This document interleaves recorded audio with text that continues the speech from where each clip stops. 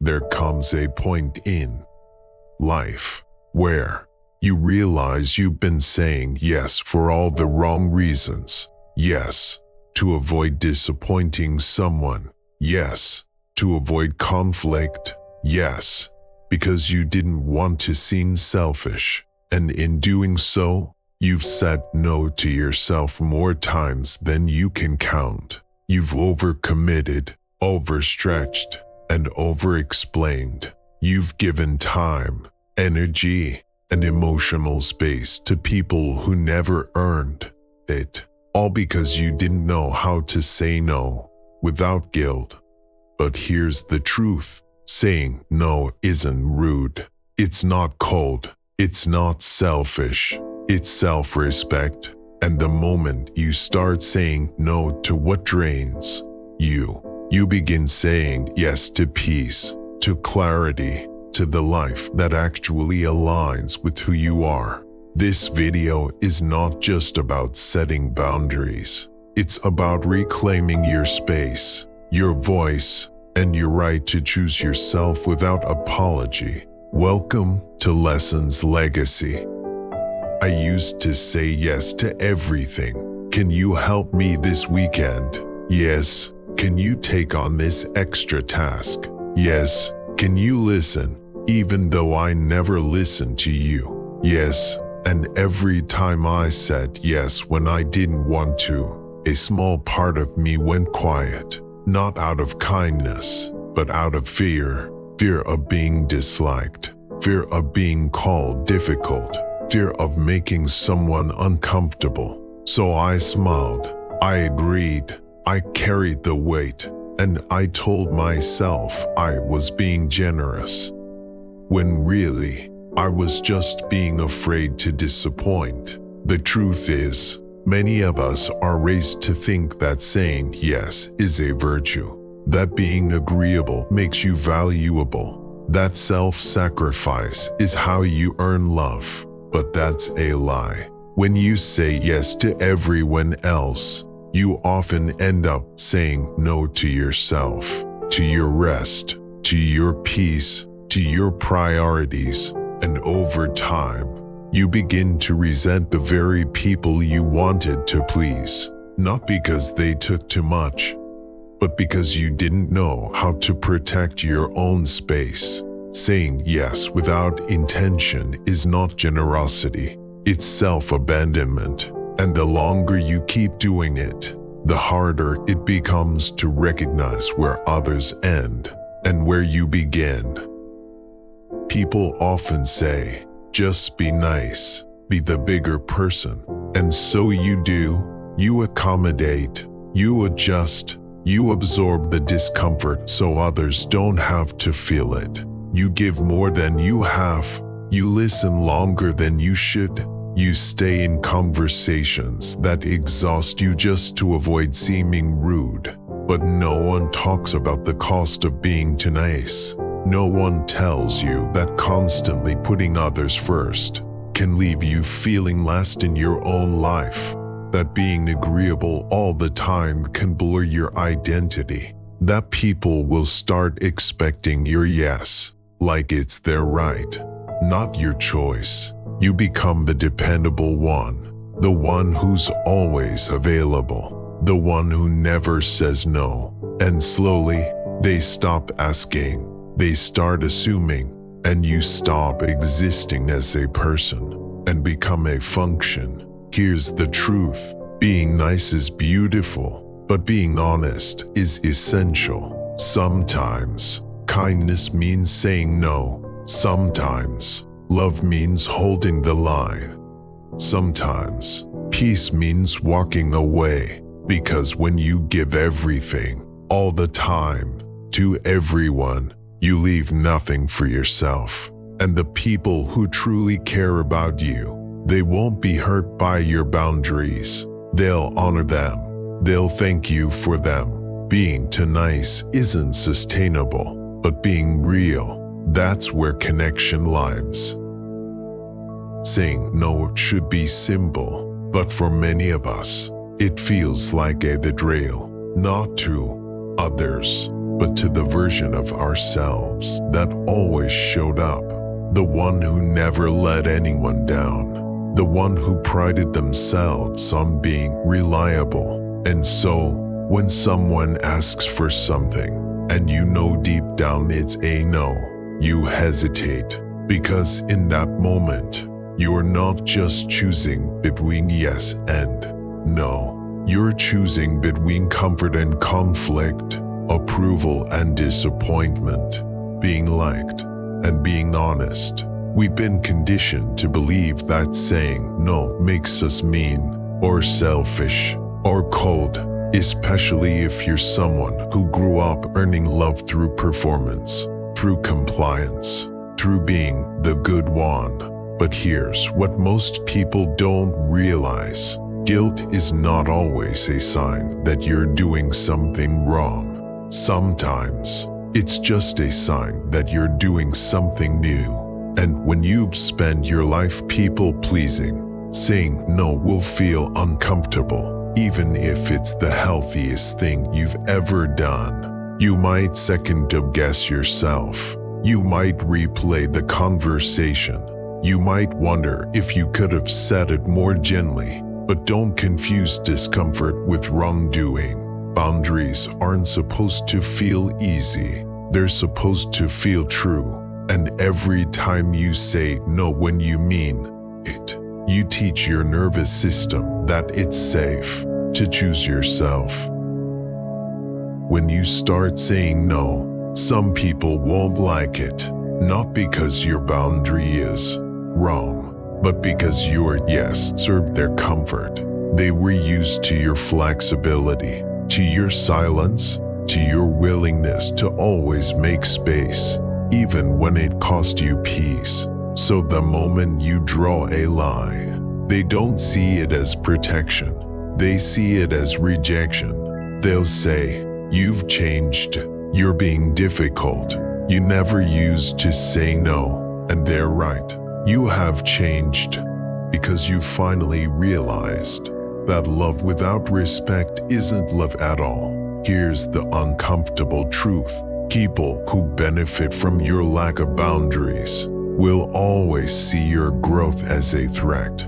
They'll try to guilt you, shame you, make you feel like the villain in your own story. But listen closely. Anyone who truly values you will honor your limits, even if they don't fully understand them. Boundaries don't push the right people away.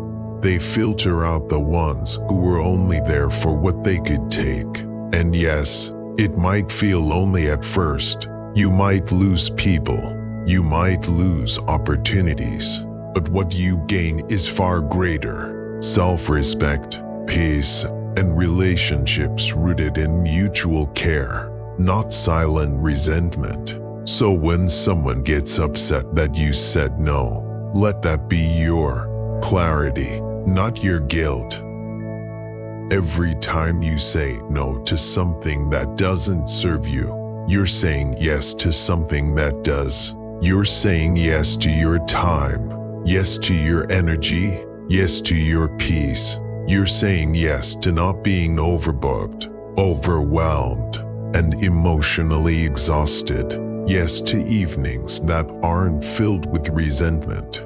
Yes to relationships that don't require self-abandonment to survive. You see, we often think of no as rejection, but in truth, it's redirection, it's clarity, it's power. Because when you stop giving automatic yes to everything, you start giving intentional yes to what actually matters. You start showing up for the people and projects that align with your values, not just your guilt. You start choosing rest over burnout, presence over performance, depth over distraction, and most importantly, you start hearing yourself again. You start honoring the quiet voice that says, "I don't have to do this to be enough. I don't have to say yes to be loved." That voice, it's your truth, and it's been waiting patiently beneath all the overcommitting, overpleasing, and over-explaining. So the next time you feel bad for saying no, remember this: you're not just turning something down, you're turning yourself up. And that is a yes the world needs more of. One of the hardest things to accept is this: you can say no without explaining why. Not because you're cold, not because you don't care, but because your time, energy, and presence are yours to give, not for others to demand. You don't owe a 5-paragraph essay just to protect your peace. You don't have to invent an excuse just to be left alone. You don't need to justify your boundary with a story that makes it sound more acceptable. No is a complete sentence, and the more you start trusting that, the freer you become. People who respect you won't need a reason. People who don't will never accept one anyway. You're allowed to say, "I'm not available. I don't have the capacity right now." Or simply, "No thank you," and then leave it there. No guilt, no performance, no emotional labor to soften the blow. Because the truth is, over-explaining is often just a form of self-protection. You try to control how others see you, so they won't label you as mean, selfish, or distant. But the moment you start over-explaining, you give away your power. Let silence do what it does best. Reveal who's meant for you, and who only tolerated the version of you without boundaries. Say it simply, say it kindly, but say it like you mean it. Because when your no needs a reason to be valid, it was never really your choice to begin with. You don't lose love when you set boundaries. You lose illusions. Because real love, true connection, doesn't flinch when you say no. It doesn't punish you for protecting your peace. It doesn't vanish the moment you stop overgiving. In fact, real love sees your no as a form of honesty, a sign that you're not pretending, a sign that you're safe to be real with. The people meant for you, they won't take your boundaries personally. They'll take them seriously. They'll listen when you say, "I need time. I can't be there today. I don't have space for this right now." Not because they agree with every decision, but because they respect your right to decide. And if someone gets angry, guilt trips you, or calls you selfish for simply choosing yourself, that's not love. That's control. Love doesn't demand access. It earns it. It honors it. It shows up after the boundary is set, not just when the doors are wide open. So if you're afraid that saying no will push people away, ask yourself, are they really your people? If your silence scares them more than your exhaustion, the truth is, healthy people don't leave when you stop overgiving. They stay, and they meet you in the middle. Because love doesn't mean endless yes. It means shared respect, where both people get to matter. There's a quiet kind of power that lives in a well-placed no, not shouted, not angry, just clear. It doesn't need to be defended. It doesn't seek approval. It simply stands calm, steady, and unmoved. Because when you finally learn to say no without guilt, you begin living life on your terms, not on the expectations of others. You stop showing up from obligation. You stop saying yes just to avoid silence. You stop stretching yourself thin in places that never pour back into you. And something beautiful happens. You come home to yourself. You start trusting your own limits. You feel safe in your own skin. You begin to live from intention, not fear. People will still ask, demands won't disappear, but you'll respond differently, not from anxiety, not from habit, but from clarity, because you've realized saying no isn't rejection, it's alignment.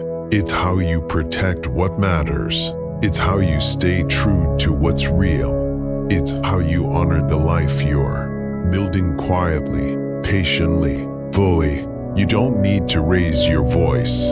You don't need to justify every decision. You just need to trust that your peace is worth protecting. And every time you say no with love, you make more space for that yes that's truly meant for you. You were not born to be agreeable. You were not made to carry everyone else's comfort on your back. You are not here to say yes just to be liked, or needed, or accepted. You are here to live truthfully, to love honestly, to protect your energy fiercely and without apology. And sometimes, that means saying no, not as an act of rebellion, but as an act of self-respect. Every no you say to what drains you creates space for what fuels you. Every line you draw in love brings you closer to the life that fits you. So let them think you've changed.